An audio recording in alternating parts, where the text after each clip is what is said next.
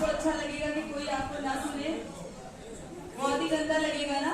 तो अगर कोई इतनी मेहनत करके आया है और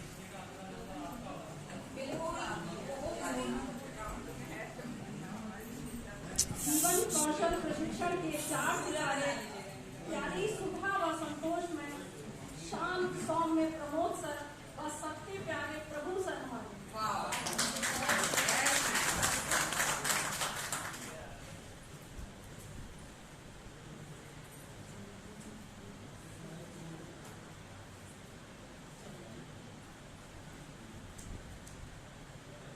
आज दिनांक 18/10/23 को जीवन कौशल प्रशिक्षण के तृतीय दिवस का शुभारंभ संदर्भदाता श्रीमती सुधा गोस्वामी जी ने अपनी मधुर वाणी में करुणा निधान भगवान हमको भी ज्ञान दे दो ईश वंदना गाकर किया। इसके पश्चात श्रीमती संतोष राय जी द्वारा बहुत प्रेरणादायक अभियान की कोशिश करने वालों की कभी हार नहीं होती प्रस्तुत किया गया।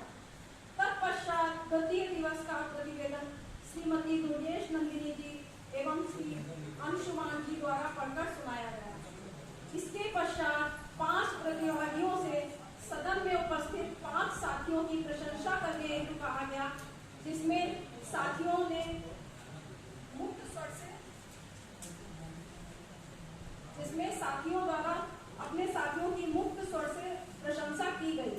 इसी दौरान चाय आ गई और सभी ने चाय व बिस्किट का आनंद लिया।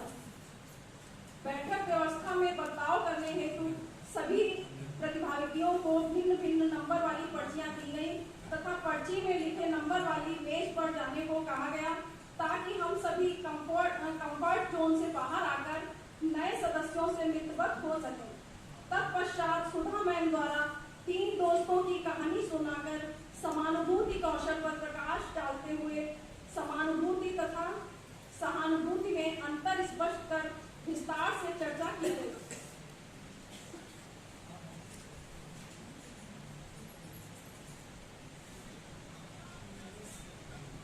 संतोष राय जी द्वारा एक पैथी पर बड़े प्रभावशाली ढंग से प्रकाश डाला गया। टाइप्स ऑफ केयरिंग को पीपीटी द्वारा दर्शाया गया। प्रभु सर द्वारा इस पर चर्चा की गई। समानुभूति के भागों पर प्रतिभागियों के साथ सार्थक चर्चा की गई। संतोष राय मैम ने सुनना, समझना तथा क्रियान्वयन पर जोर दिया। सुधा गोस्वामी मैम द्वारा सहानुभूति कौशल का विकास कैसे हो एवं सहानुभूति कौशल के महत्व पर चर्चा प्रतिभागियों के साथ करते हुए उनके अनुभवों को आमंत्रित किया गया। एक छोटी सी किंतु रोचक गतिविधि कहो कैसा चल बनाकर कराई गई। प्रशिक्षण को आगे बढ़ाते हुए सहानुभूति का शिक्षकों के लिए महत्व तथा विद्यार्थियों के लिए महत्व पर चर्चा की गई और बताया गया कि शिक्षक छात्रों एवं अभिभावकों की मनान स्थिति समझकर उसी के अनुरूप व्यवहार करें। सहानुभूति का अन्य कौशलों से संबंध पर संतोष राय मैम द्वारा प्रकाश डाला गया। प्रभु सर ने बताया, मैं, तुम और हम मिलकर समानुभूति बनती है। इसे पीपीटी द्वारा दर्शाया गया। संतोष मैम द्वारा नई ताली बटरफ्लाई ताली सिखाई गई, जिसे सभी प्रतिभागियों ने उत्साहपूर्वक सीखा। तत्पश्चात एक बहुत ही रोचक गतिविधि भावनाओं का खड़ा कला करने हेतु दिया गया, जिसमें सभी प्रतिभागियों ने अपनी अपनी भावनाओं के आधार पर रंग भरा। तृतीय सत्र की शुरुआत भोजनोपरांत प्रारंभ हुई, जिसका प्रारंभ एक कार्टून फिल्म दिखाकर किया गया, जिसके माध्यम से श्री प्रमोद सर द्वारा प्रतिभागियों को उत्साह, खुशी, आश्चर्य आदि भावों से परिचित कराया गया। साथ ही भावना प्रबंधन पर चर्चा परिचर्चा के बाद प्रभु सर ने संवेग या भाव पर जड़शील के विचार बताए। संवेग का स्वरूप बताते हुए बताया कि भाव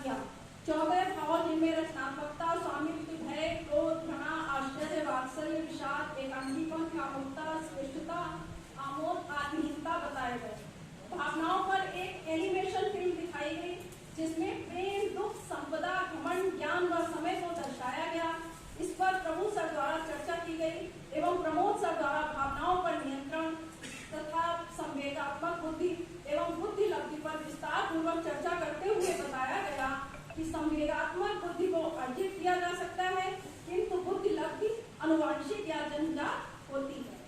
इसके पश्चात शिक्षकों एवं विद्यार्थियों हेतु भावना प्रबंधन की आवश्यकता पर चर्चा की गई, जिस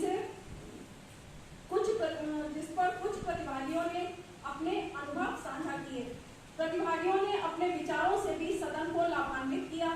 वातावरण कुछ बोझिल सा हो चला था तो संतोष मैम द्वारा एक गीत देखो गुस्से में ना आओ यो न क्यों लिया चढ़ाओ अभिनय के साथ कराया गया, जिसमें सभी ने उत्साहपूर्वक भाग लिया।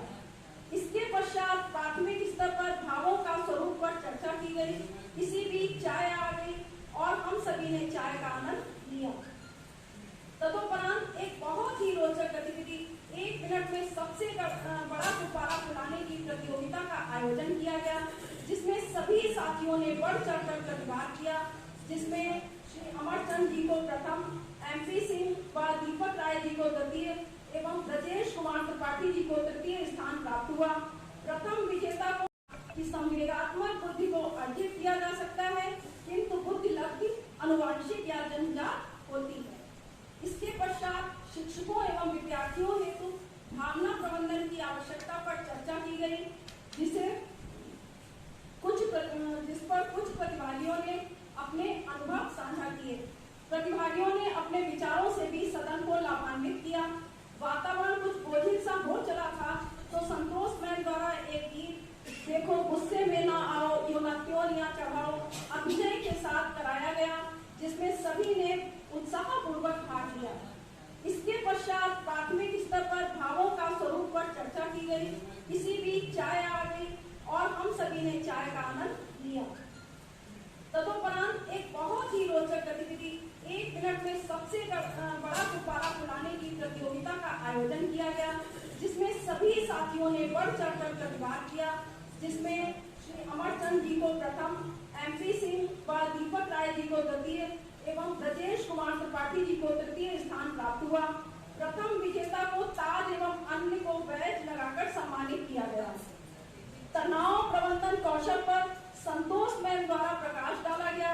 एक PPT द्वारा एक चित्र के माध्यम से बताया गया कि कभी कभी हम अनावश्यक चीजों पर ध्यान केंद्रित करके तनाव मोल ले लेते हैं। इसके पश्चात तनाव प्रबंधन हेतु एक योग क्रिया के द्वारा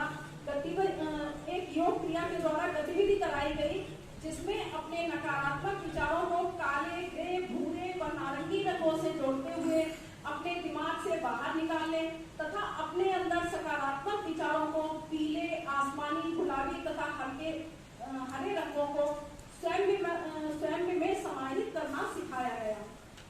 तत्पश्चात तनाव शब्द की उत्पत्ति, दबाव के कारक, तनाव के भौतिक, पर्यावरणीय एवं मनोवैज्ञानिक प्रकारों पर एक समझ विकसित की गई। तनाव के स्तरों एवं तनाव प्रबंधन के उपायों पर प्रभु सर एवं प्रमोद सर द्वारा विस्तृत चर्चा की गई। इसी दौरान सुधा मैम द्वारा कुछ प्रतिभागियों को सदन से बाहर भेजकर समूह कराने को कहा, हालांकि मैं उससे वंचित रह गई। वापस आने पर उनके विचारों को व्यक्त करने को कहा गया। निष्कर्ष निकला कि इस क्रियाकलाप से बेहतर महसूस कर सकते हैं तथा हम अपने तनाव को कम कर सकते हैं। और अंत में एक अन्य कविता का अभिनय सहित प्रस्तुतिकरण सुधा मैम एवं संतोष मैम द्वारा किया गया। छोटे मामा जी के घर, बड़े मामा जी के घर एक छोटी सी बिलैया है, जिसे उत्साहपूर्वक सभी प्रतिभागियों ने गाया व अभिनय से सजाया।